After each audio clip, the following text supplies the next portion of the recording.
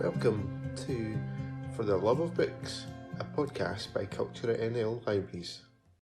Hi everyone, welcome back to the CultureNL Libraries podcast For the Love of Books. My name is Chris Wilson, the E-Services Librarian for CultureNL, and we are here today with another episode of the podcast where we are going to focus on health because this week is Love Life, Love Libraries, which is normally an event we host in our libraries, but with the obvious closures of the libraries, we have taken it online and we have had a whole bunch of online events. And today I am joined by Lynn Clark, who helps organise the Love Life, Love Libraries event. Hello, Lynn, how are you doing? Hi, Chris. I'm doing okay, thanks very much. Fantastic. So Love Life, Love Libraries is a health and wellbeing week that we like I say, we normally run in the libraries. And Lynn is heavily involved in that, and it's because part of her job includes a kind of health theme. So Lynn, I work in libraries and understand why we might have a librarian with a health theme to it, but people listening may not know why. So would you like to tell us a little bit about your job and particularly mentioning the health side of things? Sure. Okay. I've got quite a varied job, Chris, and it's really split into two separate parts. I manage a team of lovely people who look after acquisitions and admin within libraries. So it's all about the ordering process and getting books onto the shelves, cataloguing and everything in between. And the other part of my job, as you mentioned, is that I have a health team. And this involves me in a number of activities, such as I work with NHS health professionals, South Lanarkshire Leisure and Culture and Macmillan to produce healthy reading collections and promote mood-boosting titles. I'm also involved in a hospital project introducing library services for people to access during their hospital stay, as well as a number of projects around reminiscence, chronic pain and mental health. Libraries are also involved in supporting both local and national initiatives around health, like Lanarkshire's Making Life Easier and dementia apps, as well as the national ones like NHS 24, Breathing Space and other national helplines. And I can sometimes be found at some local health and social care events to promote library services, and have been known to speak at local and national conferences for health and social care as well. And I chair a wee group, as Chris has mentioned, to plan our annual Love Life, Love Libraries Health and Wellbeing events. And this is part of this because we are now online. So in normal times, there is loads going on, and it's great to be involved in trying to support people's health and wellbeing. And I've met some amazing people in the process. That's fantastic. And can you tell people, though, a little bit why libraries, though? So what is it that makes libraries so healthy, in your opinion? Thankfully, I love libraries, and they're much, much more than people realise. They're an important part of our communities and are still really popular when they're open. And there were over 225 million visits in the UK in 2014-15, which was more than visits to Premier League football games, the cinema, and the top 10 UK tourist attractions combined. And it increased in 2017 and 18 to 233 million. So it kind of helps give a picture how popular libraries actually are.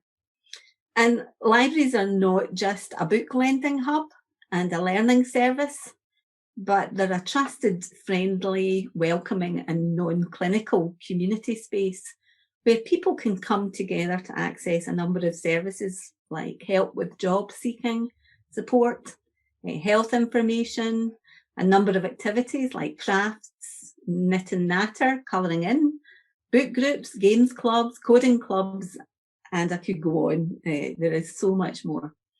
And there's nothing I enjoy more than walking through a library during a book bug session and hearing the youngsters and their parents or carers sing away. It's beautiful, uplifting and fun, and so important for these little ones' well-being and their development and education. Another part of libraries is that we also offer public access to computers and great learning opportunities and support. Digital services have been a lifeline to many during this time of lockdown, with libraries closed. It's great to see your favourite book or magazine available for free online, but also great that customers without technology can access services like NHS 24 when they don't have technology at home and when libraries are open. Although traditionally libraries are seen as places to borrow books and find information, and traditionally with librarians with twin sets and perils going, shh, we're really not like that at all. We can do all sorts of things now in the library, and we are able to provide health information in book form and online, as well as being able to signpost people to resources to support their health and wellbeing needs. I have to say, one of my favourite stats is that Premier League football game won, because it blows my mind that more people go to libraries than go to Premier League football matches. I absolutely love that. Are libraries just a good place at holding information about health conditions then? So much more. You enjoy reading, don't you? Yeah, I do, obviously. Yeah. Why do you enjoy reading? How does it make you feel? So I enjoy reading for various reasons. If at the moment we're kind of living in very different times from normal, which kind of probably makes us much more so. But I think it's a great opportunity to kind of just relax and focus on something. We all have kind of personal stresses in life, whether it be kind of work related or personal life and things like that sort of stuff. And having a book to kind of just escape into and helps kind of let your mind kind of drop off from having those worries for a little bit of time while you're between the pages of a good book. And to me, that's really kind of one of the kind of great things about reading. It just allows you to kind of focus on something other than the kind of sort of stresses or worries that you might be thinking about during the day, and kind of just it gives you the opportunity to relax fully and take your mind off things completely. But we do have a couple of people who have also given us a little testimonials that would be good to pop in here, because obviously me and you being librarians, Lynn, obviously are massive book lovers, but you don't need to be a librarian to love books. So we have got Ross, who is part of our Macmillan team, who's going to kind of give us a little insight into why he enjoys reading.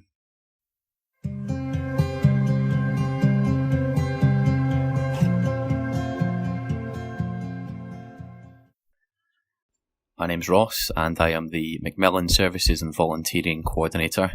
And reading for me, it really helps in a number of ways. First of all, it helps to reduce your stress levels. So if I ever find myself overthinking, there's nothing better than picking up a book, and it gives me that one thing to focus on. And I often find that it lets me let go of any negative thoughts that I was having, and sort of acts as a distraction. Matt Haig is one of my personal favourite authors. I really like how open he is in his books about his emotions, and often I can relate to his emotions, and it somewhat makes you feel less alone, and can act as a bit of reassurance. The other thing as well, reading really helps with sleep. So for me, I tend to put my phone away in a drawer an hour before I go to bed, and I pick up a book for half an hour before I go to sleep, and it definitely sends you off into a nice deep sleep.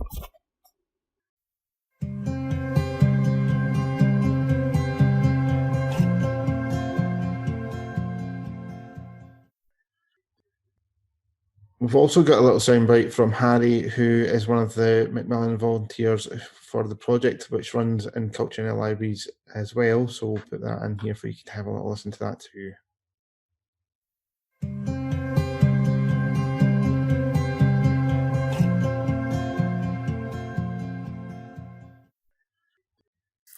Hi. Clearly the first benefit of reading is to actually pick up and understand a subject more fully, begin into it in more depth, more specialist books. The thing I particularly get out of reading though is if you've had one of those days when it's all kind of piled up on you and you want to escape, you can pick up a book, sometimes an autobiography. Currently reading Barack Obama's most recent book, 700 pages of it. But it can take you to a place where whatever's been going on in your day or going on in your mind, can be reduced. In effect, you enter the period of the book and the subject matter that's in the book, and it can help you not only to get away from whatever may have been troubling you for that time, but for some reason, once you've finished reading, I tend to find that whatever it was is not such a big problem after all.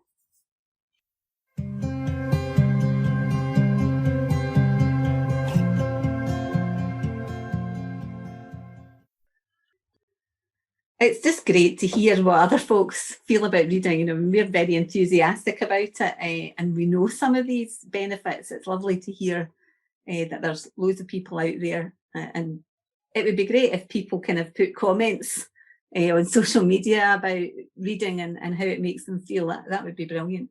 But yeah, the benefits of reading for pleasure are huge, and actually some of them are quite surprising. I'm just going to do the kind of boffin bit now and give you a bit of research. Evidence shows that reading and learning to read can help children with their maths. Who knew? Reading can strengthen the brain, and in actual fact can literally change your mind. It does things in your brain. Reading increases your ability to empathise, helping us to understand the feelings and beliefs of others. Reading can reduce stress. In fact, 30 minutes of reading was shown to lower blood pressure and heart rate and feelings of psychological distress just as effectively as yoga and humour did. And that is one of the reasons why the day after this podcast goes live, we will be launching Read Well NL for the second year. And Read Well NL, you might wonder what that is. It is basically our 6-minute, 6-week reading challenge. So basically the challenge is that you have to try and read at least 6 minutes per day for a period of 6 weeks. So starting, you can sign up from it from Friday the 13th, Friday the 12th of February, and start on Monday the 15th, and then read for a period of 6 weeks for at least 6 minutes a day, and you'll hopefully feel the benefits of reading on a regular basis. And all these things that Lynn has mentioned, you should hopefully discover for yourself. Oh, and I've got lots more to mention. And yay, get signed up for Read Well NL, because the 15th of February is my birthday, and it's another lockdown birthday. So it would be nice for me to know that lots of you are signing up to start reading. Although I suspect many of you that listen to this enjoy reading anyway. Will this be your second lockdown birthday then, Lynn? Have you made it all my the way around? first lockdown one was, I was recovering from an operation, so it wasn't yet lockdown, but close enough. So anyway, that's by the by. So yeah, here's a few more other things that research has shown. Reading can actually help age-related cognitive decline. It can slow down the onset of Alzheimer's or dementia, which is amazing. Reading can build your vocabulary. That's a bit more of an obvious one. Reading a printed book, i.e. not on a screen, can prepare you for a good night's sleep. Reading helps alleviate symptoms of depression. Reading is relaxing, more than watching television. And as Harry and you, Chris, have explained in your story, that it can take you away from the day-to-day stresses. And as Ross mentioned, those who read feel less isolated and alone. And shared reading, which is something that we practice in the libraries, it's a kind of group reading thing, and there's a session that you can join if you wish. They can actually help those who experience chronic pain for their pain levels to reduce. So if you go to a regular group, it can really help people who struggle with chronic pain. And reading may even help you live longer. So reading is amazing. And all of us who read probably know that. However, when I started this job, I had to look at some of the research out there, and I was completely blown away by what I found out. And I've only given you a wee snippet of some of the health and wellbeing benefits. But there's one report that shows how a society reading could actually change for the better because they read. So I just love some of these things, and I think we should try, if we can, to read more. I usually fall asleep with an audiobook, and our BorrowBox e-audiobooks come with a sleep timer. So it's easy to find your place should you fall asleep while you're listening, which I regularly do. But it's a great way to push out all your thoughts for the day and just fall asleep. It's fab. Which is much better than whenever you drop a book and lose your page completely and you can't find out for back to. So there you go. A benefit for using BorrowBox, and that's not just because I'm the E-Services Librarian that I'm punting that in there.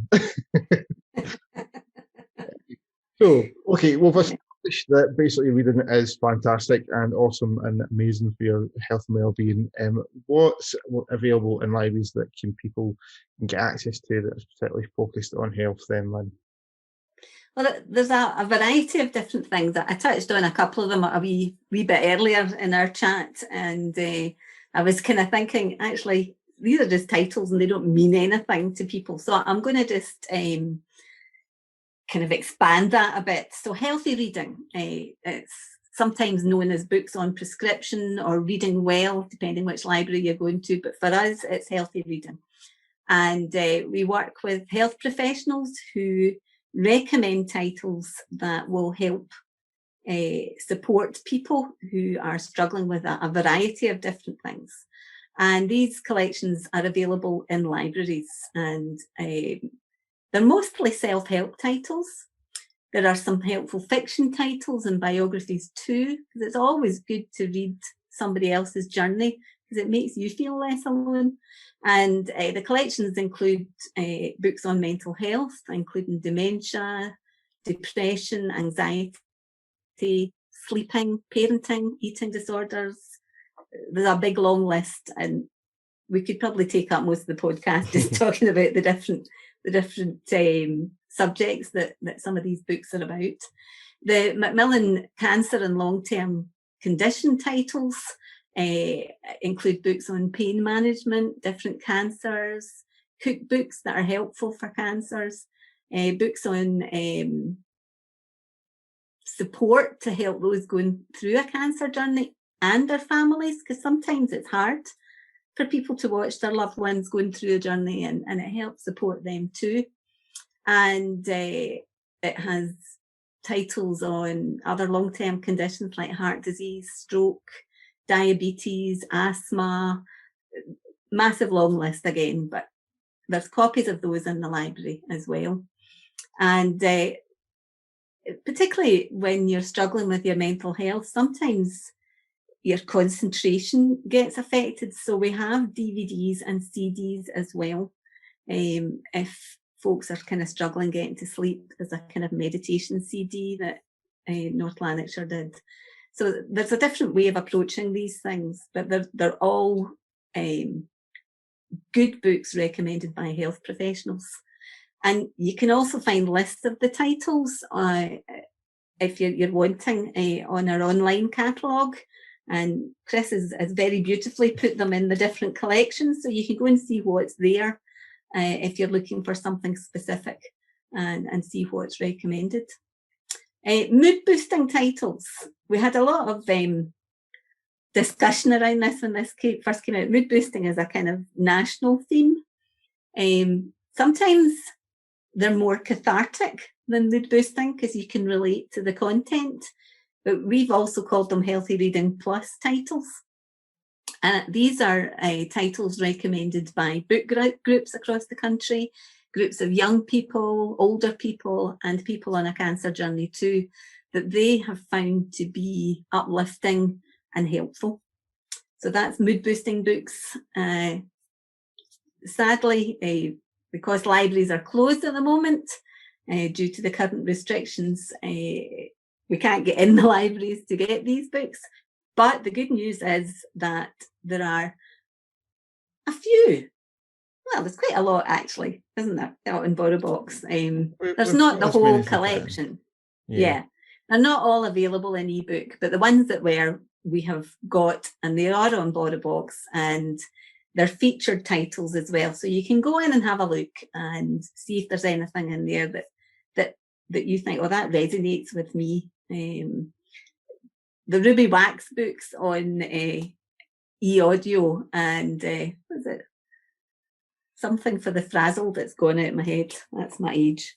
But some of them are on audiobook as well. So if you don't think that you can, mindfulness for the frazzled, it came back eventually. If you don't think you can have the concentration to read a whole book, then there might be an e-audio book that will be supportive of you, and all you have to do then is listen. There's also e-magazines available. Some of those are healthy. Some of them will make you put on weight, like BBC Good Food, but hey, it's great. So yeah, I don't want to forget children and young people either. Very important they are to us. And there is a children's healthy reading collection and a young person healthy reading collection. And these are around health and wellbeing, including anxiety and worry, self-esteem, autism, bullying, and more. And they're helpful for parents too. And of course, there is a world out of there of books that you can read together with your child or listen together, which is beneficial for their health and well-being, and a lovely thing to do. And there's a great selection of those online as well. Yeah, and I think there's definitely a fantastic feeling of being able to kind of cuddle up with your child with a book and read that to them.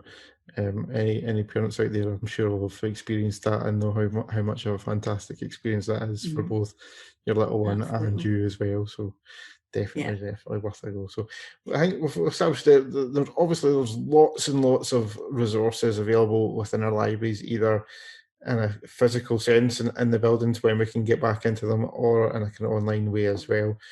You did mention a wee bit earlier on, Lynn, that you're involved with a hospital project. Do you want to kind of expand on that a little bit? Sure. I often lie in bed at night dreaming about how we can help people and support people in their health with what we have, because I know we have a richness of collections and titles and stuff. And I was just thinking about people in hospital, and this was in times where you were allowed to go and visit, but thinking, what do people do when they have long waits? Or what do parents do when their child's quite unwell? Or what do you do if you're going in to visit someone who's quite unwell and your conversation dries up because they're tired? And I was thinking, why not go and listen to a book together, or take a book in with you to listen while you wait, or while you're getting your chemotherapy or whatever. And I approached an NHS colleague and work with South Lanarkshire Leisure and Culture as well. And we created this project where we would train volunteers to go into wards and promote some of these services and hopefully support people when they're feeling anxious or isolated or whatever. So this happened, and we particularly went into the renal unit in Monklands Hospital, and people are on renal dialysis for hours, 3 or 4 days a week, and you're attached to machines that you can't wander about and do stuff in the same way. And I did speak to one patient who said that reading was her life, and she was delighted to hear that the services were available, and particularly when they were free. And so it's been a really rewarding project to be involved with. And I've never been at meetings where people have got so excited about the prospect of being able to go back to their centres, wherever they work, and say, this is here, we can use this. And I've even had people have requested information from hospitals down south, seeing how worthwhile this is for patients. So that's the hospital project, which is sadly on hold at the moment because we can't get into hospitals. And I'm hoping that'll just grow, because we're supporting children in schools as well, who maybe have dyslexia or visual impairment of some sort. And this enables them to, if they can access BorrowBox and audiobooks of some of the books that are going around their classroom, they can read them with their pals in the class. And there's a whole plethora of other applications that could be done from this. So, yeah, it'll be great when we can get back to starting doing that again. Yeah.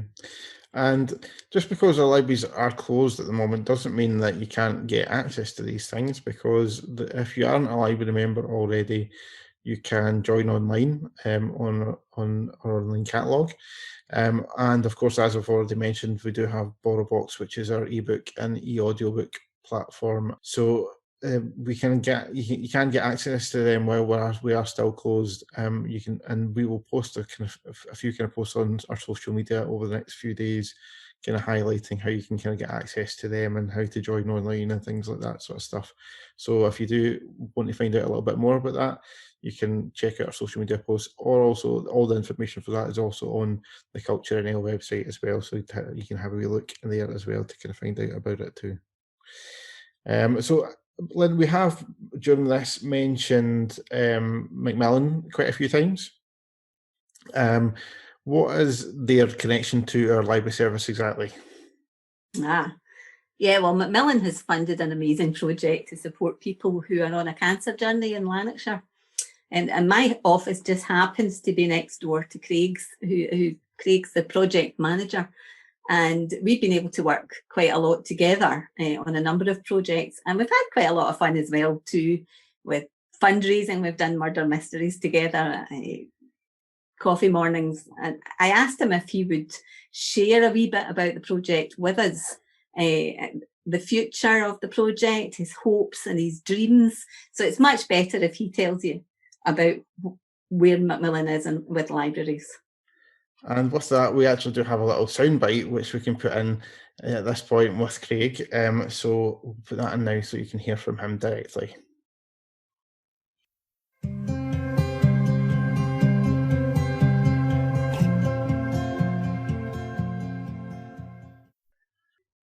Hello, I'm Craig Tobin, the Macmillan Project Manager for Lanarkshire Local Authorities, which is North and South.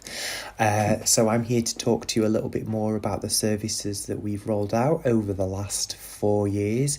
And really, it's because over the last few years, we've seen huge rises in cancer incidence and prevalence, and we know that this is set to rise over the next 5 years as well. And the reasons for that really is because diagnosis is happening earlier, there's earlier detection of cancer, the treatments are getting better, and people are living longer with cancer. So on the back of a project that happened in Glasgow, the Macmillan at Glasgow Libraries project, which rolled out information and support services across libraries, making it within a mile of support if people needed it. We decided and we applied for funding to try and replicate that and develop that concept in Lanarkshire North and South. So we rolled out a tiered model of support for these drop-in services across libraries, different levels of information and support provision, and that's really dependent on size, the footfall, social isolation, cancer prevalence, and it was mapped prior to us coming in because we wanted to make sure that we were making evidence-based decisions on placement of these services. So in the service, people have access to quality information, emotional support, referrals through to partner organisations such as finance, money matters teams, welfare advisors, complementary therapies. And we've developed 2 hubs. So the hub and spoke model that we've developed in Lanarkshire means that from the 2 hubs that we have, one in Bells Hill, one in soon to be in Fairhill Lifestyle in South, people can access additional services such as complementary therapies from the library itself. So the project, also supports raising awareness of cancers, associated risks, early detection and prevention, while also linking in with primary care and acute services. And when I mentioned learning a little bit earlier, one of the things that we were able to recognise from the first time of rolling these out in Glasgow was that the services really needed that clinical link to ensure that people were finding out about the community services much earlier in their cancer journey. So how could we shift up the time point of when people were introduced to the idea of receiving support in a library setting? And it really works in a library setting because people spend enough time in a clinical environment during cycles of treatment, during appointments with GPs. So it's a conscious effort to make sure that the services that we have in libraries are informal, they're relaxed. It's a completely different feel and to the clinical setting, and that's, like I say, a conscious decision to make sure people feel at ease and comfortable. Someone once described the service like going into a Costa coffee, but the coffee isn't as nice. And so that's something that really made me chuckle. The services that we have aren't just for those diagnosed, they're for anyone that's affected by cancer. And it's important that we're there to offer the right information at the right time. We know that when someone's diagnosed, or regardless of where they are in their journey, the cancer diagnosis is almost like a ripple effect. So we want to be able to ease that burden. We want to make sure we're pointing people in the right direction, having access to practical support, emotional, physical activity, and all having that in the one place from the library environment really makes sense to us, and it's really worked.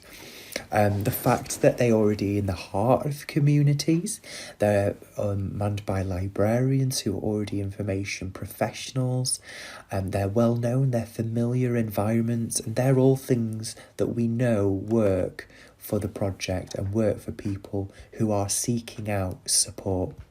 Volunteering development is huge and integral to the core of each of our services across Lanarkshire. We have volunteers that are delivering services, trained volunteers that have been through a day's core training and a day's more role-specific training, and we couldn't do what we do without the volunteers. And I think a lot of people pay tribute to volunteers, but we genuinely couldn't offer the services that we do without the support of volunteers. So I mentioned that it's a generic service for carers, families and friends, as well as those diagnosed. But also we're aware that people might be coming in who are suffering from other conditions such as depression. As a result of their cancer treatment, they're living with and beyond the effects of cancer. It might, given that they're living in multiple deprivation areas, it might be that they're suffering from other comorbidities as well. So the services are always there, also there to act as kind of peer support. People come along and find that there are other people in the same situation. They find support that they wouldn't necessarily know about, and they're then given their onward referral to that organisation. And it is drop-in, which means that it is less formal than it would be if it was an appointment.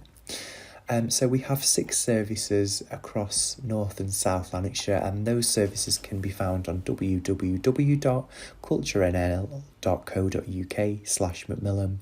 And when we talked about strengthening that link between acute and community, one of the learning points from Glasgow was that link to clinical was important. So the way we've gone about that in Lanarkshire is set up 3 support services supporting oncology clinics, volunteers on hand, and in a teachable moment to offer a supportive conversation and directing them through to services at that point, and also directing them back to their local library. So if someone's gone in to an Herceptin clinic for an Herceptin injection and they're sat there in the waiting area, a volunteer can have a supportive conversation, find out what matters to them at that point, prioritise those concerns, forward them on to other relevant organisations or services as they wish, and then let them know where their nearest support is if they require further information.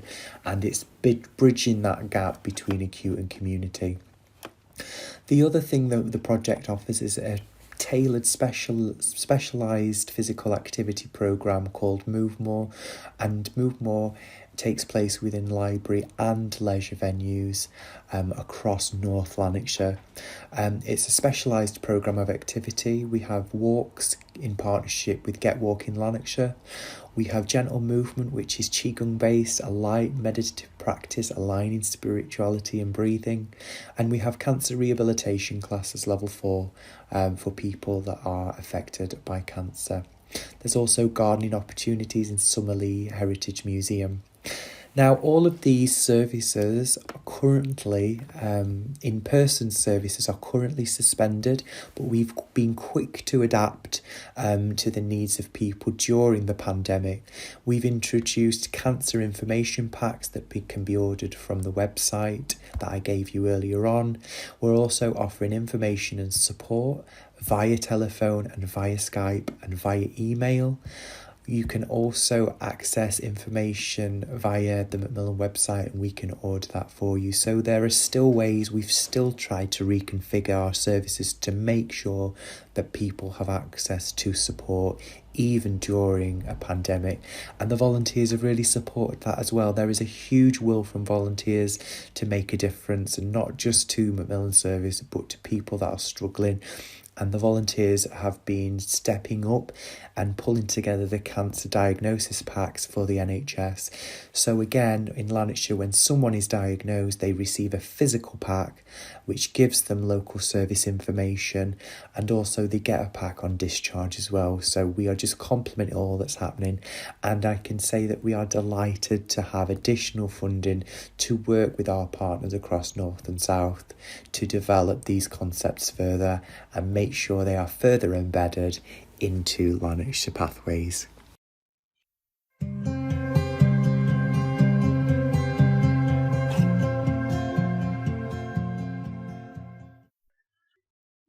So there you've had it straight from Craig about how the Macmillan project is running in our libraries. And don't forget to have a wee look at what we have talked about with Love Life, Love Libraries. Although it's almost at the end of the week whenever this podcast has been released, there are various parts of it that has been sort of online, so you can still kind of look back and kind of check on that and through our social media platforms and things. I hope you've had a great time listening to find out exactly how healthy our libraries are for you, and found out some really interesting stats and figures and things like that sort of stuff, and also found out exactly how reading can benefit you in more ways than you probably thought possible in the past. If you haven't signed up for Borrow Walks already, you can do that by downloading the app and signing in using your library card number and your password. If you don't know your password, you can get that online by going to www.culturenl.co.uk/password request and filling out the form there. From that point on, you can enjoy the relaxing and reading straight from the comfort of your home, because that's accessible 24/7, especially while we're closed at the moment. That's a huge benefit. As we also mentioned earlier on, we will be launching Read Well NL, our 6-minute reading challenge. So do check out our website as well to find out a little bit more about that and how to sign up and take part in that as well. We'd love you to sign up to that and take part. But that's the end of the episodes for us for now, guys. Do leave some feedback online if you can, using the hashtag FLB podcast, or by dropping us an email to librarypodcast@culturenl.co.uk. And we'll be back soon with more episodes coming your way. So it's bye for now, guys. Bye-bye.